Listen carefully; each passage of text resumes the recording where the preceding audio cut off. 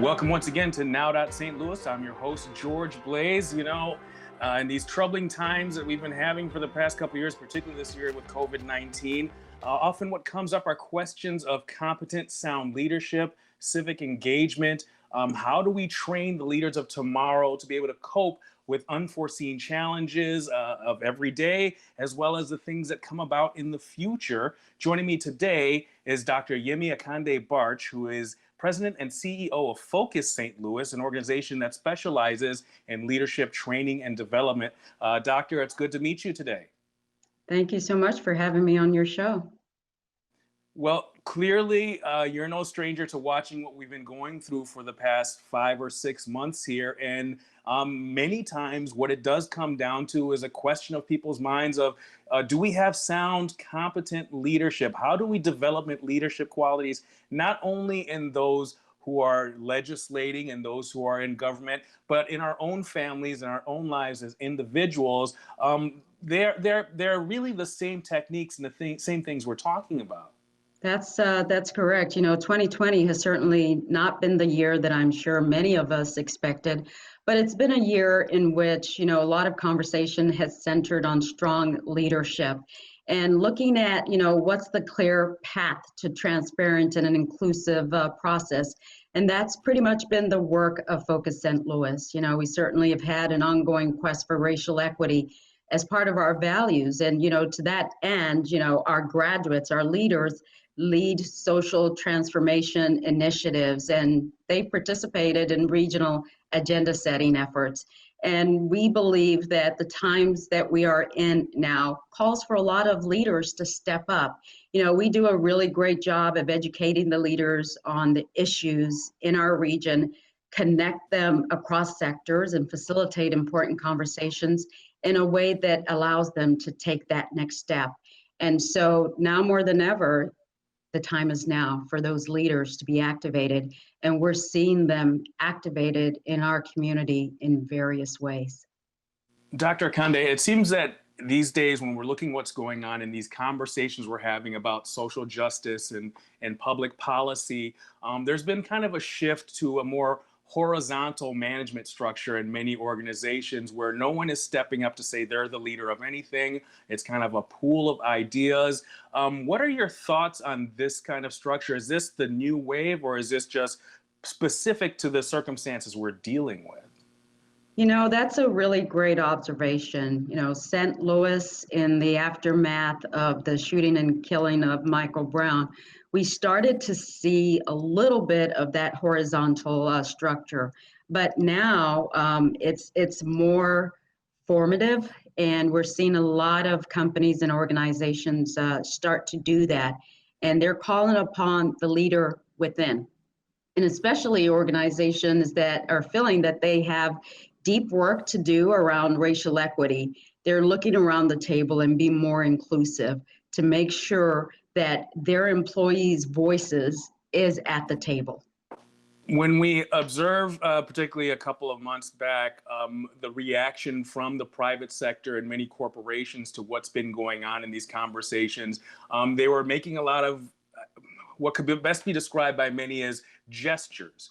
Not necessarily making changes, not making adaptations, not a lot of understanding, but making outward gestures that played well in the public sphere and PR, but didn't necessarily address or answer any of the questions of the people on the streets. And I wonder if in some ways that's a mistake, because we really haven't seen a quieting down or a slowdown in the protests that are going on. That's, again, very good question.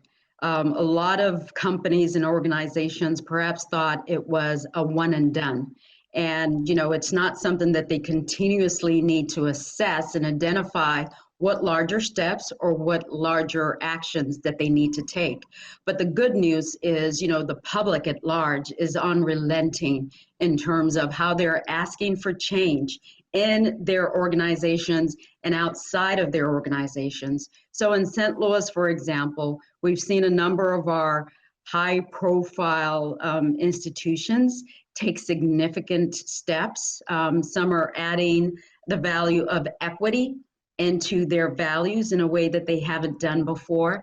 And, some of their leadership are even stepping up and acknowledging their privilege and say, help me better understand, because from my privileged perspective, this is how I've seen things. And I know the work is honestly never done. It's a continuous work in progress. And the people, I like to say, will continue to challenge organizations, individuals to do more. I mean, take, for example, I don't know if you've observed it, but in TV commercials now, and, my husband and I often joke and say, you know what, we need to start recording those, and I'm dating myself here, because we're seeing diversity being reflected in, ads that we haven't seen diversity reflected before. And it's really reassuring, but then at the same time, I'm keeping a track on this. I'm watching to see whether they will continue to do this. And it's unfortunate that George Flood, had to die for us to really realize, and I use the collective us to really realize that, we've moved the needle, but it just haven't moved further enough.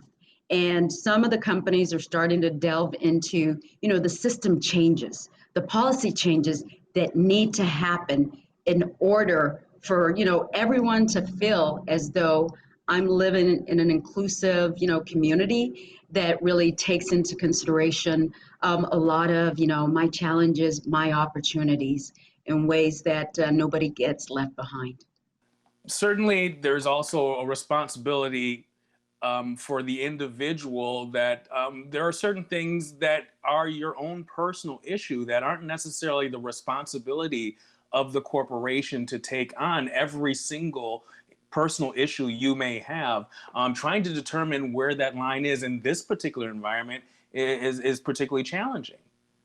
So, one of the things that you've mentioned that's a hallmark of our programs is, a dedication to the application of the racial equity lens. And, we believe that individuals, when you talk about the personal level, individuals need to have a profound understanding of the social infrastructures upon which communities are built and that have been the product of 400 years plus of interpersonal, institutional, intentional, and intergenerational racism. And, that's something that we intentionally do within the context of our program because we want people from an individual perspective to understand that. And that's the key there. I failed to ask you, I mean, from the very beginning, what is the mission of Focus St. Louis? Thank you for that. So the mission of Focus St. Louis, and I wove it into some of my earlier questions, is, we educate leaders, we connect them with each other, many of which are inspired to action in various ways.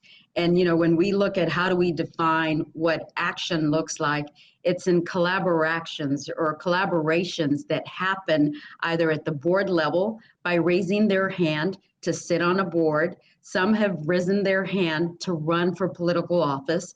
We actually have a number of alums right now that are running for political office. Others, it's through their, the treasure, the gift of not just time, but the gift of the financial resources that they have personally or that their companies have personally. And what we do in our training is we give individuals the toolkit with which they can then activate and do more for the greater good of the community. What are the aspects of this type of training in your experience that are truly effective, that works? Because I mean, in my professional life for the past 25 years, I've been to any number of team building getaways and what have you, and really got nothing out of it. But then I read an autobiography of a former special forces operator, where in the first chapter he talked about if you can wake up every morning and make your bed, if you can commit to that, you'd be surprised at how that affects the rest of your day, the rest of your week, and the rest of your life. And I got more out of something so simple as getting up and making my bed every morning from this individual than any of these other seminars I've been to. Right. Team building is a component of our program where that's concerned. It's around starting to build relationships. But, what we found in the training that we do is beyond the relationship building making those issues, when we're educating them on it, personal. And so we have a very diverse and inclusive group of participants in our program. And we do that intentionally in terms of our recruiting for our 6 leadership programs that range for high school students to senior level executives. And we find that the most critical learning comes from, sitting side to side with someone, hearing their story, hearing their experience.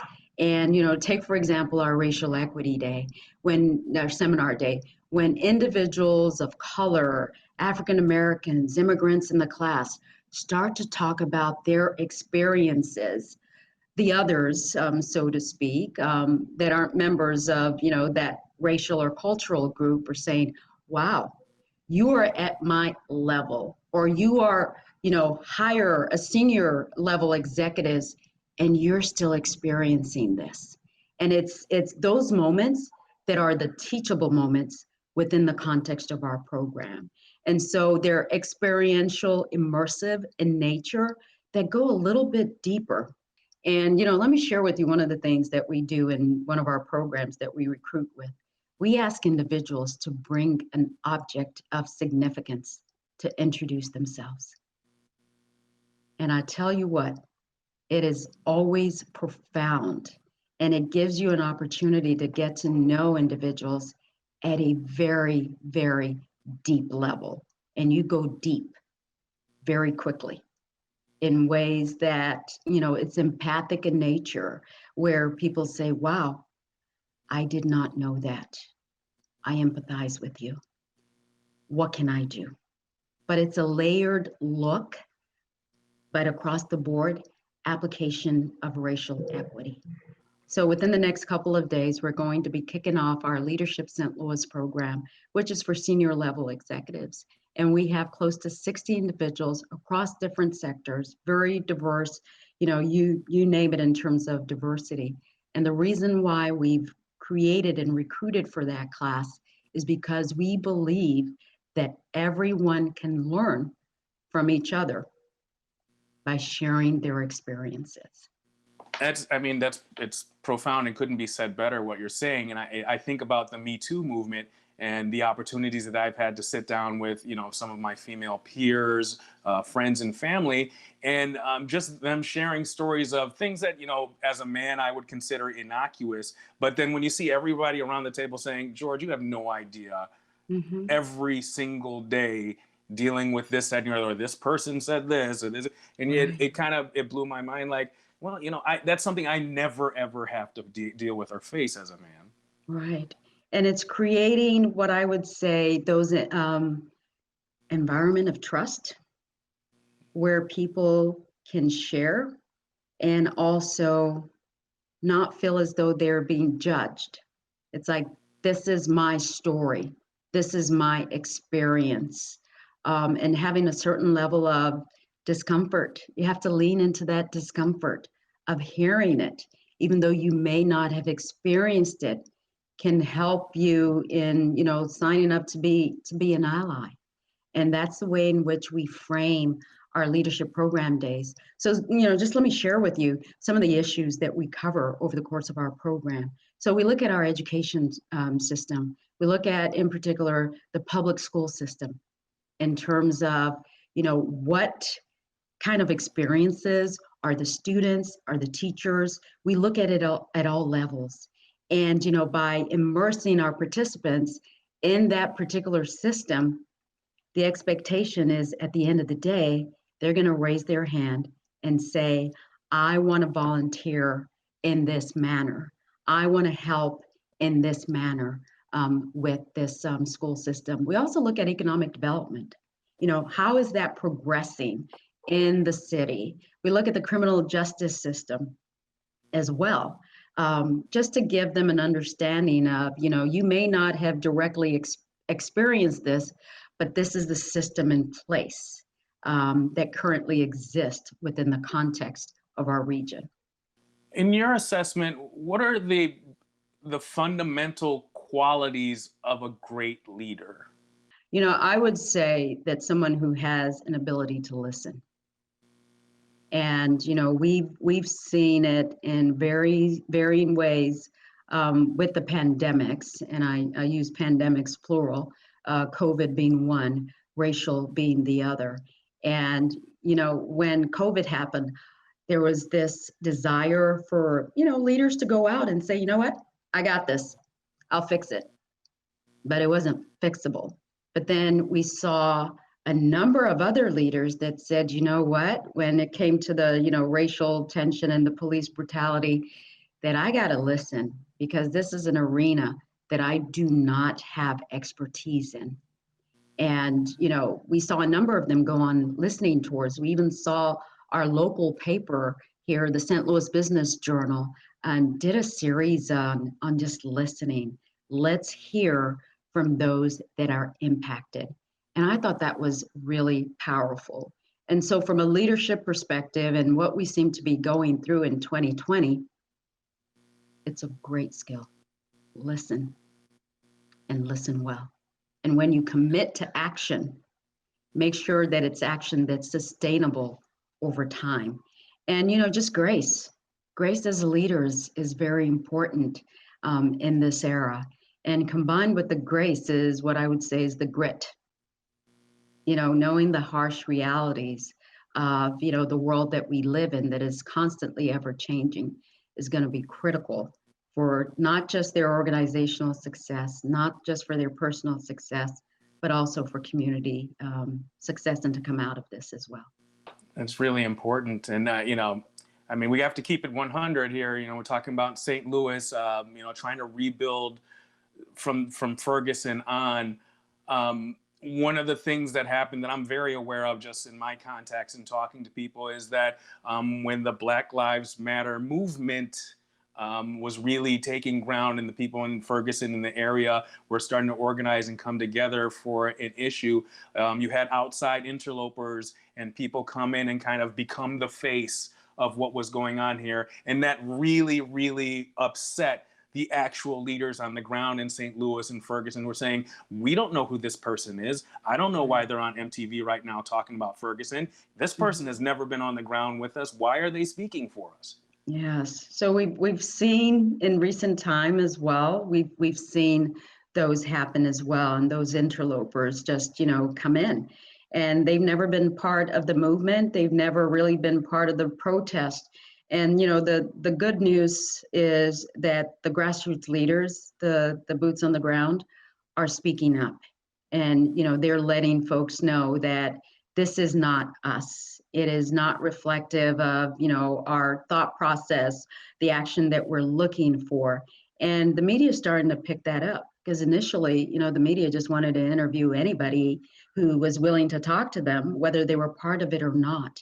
And I think they're being a little bit more discerning than they were before, just given the recent experiences.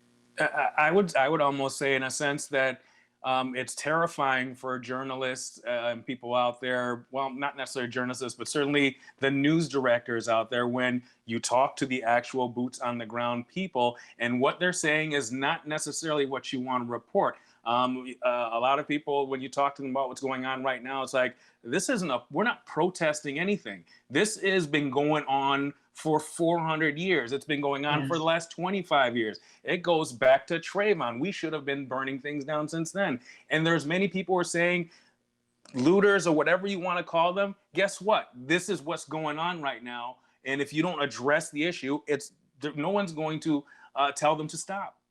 That's right. It's almost like people are not. It's almost like people are fed up because this is something that has gone on for hundreds of years. And so, at what point are we going to say enough is enough? And I think it was about maybe a year or so ago when, I forget the name of the artist who released the song on Enough is Enough. And he showed really what was to come. It was Lisa Bonet's ex-husband. I'm drawing a blank on his name. And, if you watch that video with what has transpired between March of this year up until now, it was almost like he was giving us, although it was the past, He was giving us Lenny Kravitz. He was giving us, kind of a picture of this is not over. And at what point is the collective going to say that enough is enough? And we're starting to see that in different arenas. I was pretty pleased to read that a couple of the sport organizations in Cleveland, Ohio, decided to come together and form an alliance. And they were going to look at social justice. They were going to look at inequity. We can also, look at what the Milwaukee Bucks did. That was huge, that they decided not to play.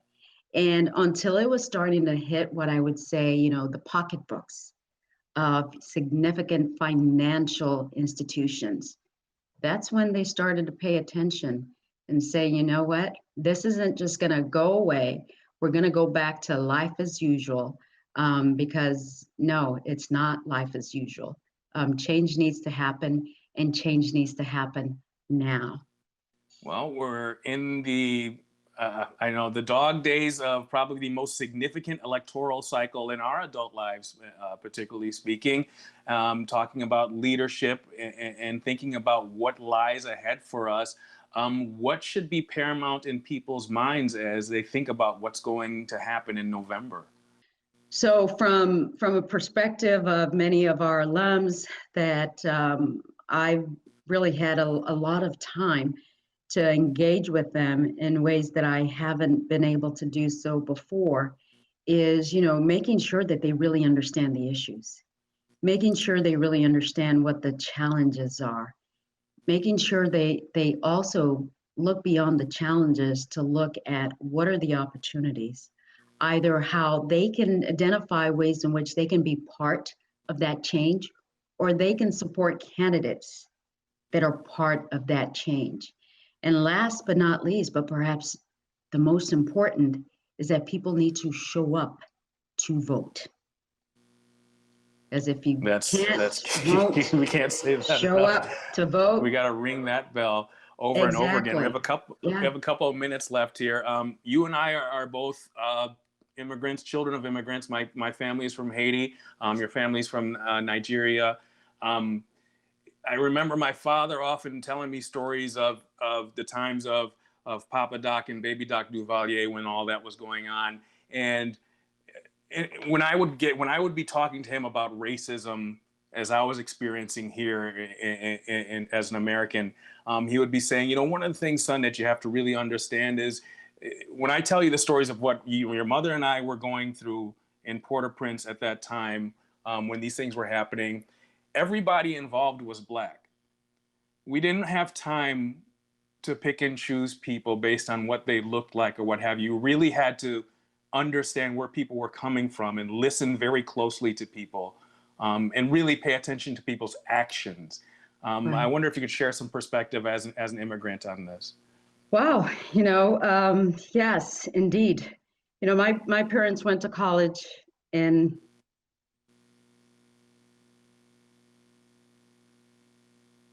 the U.S.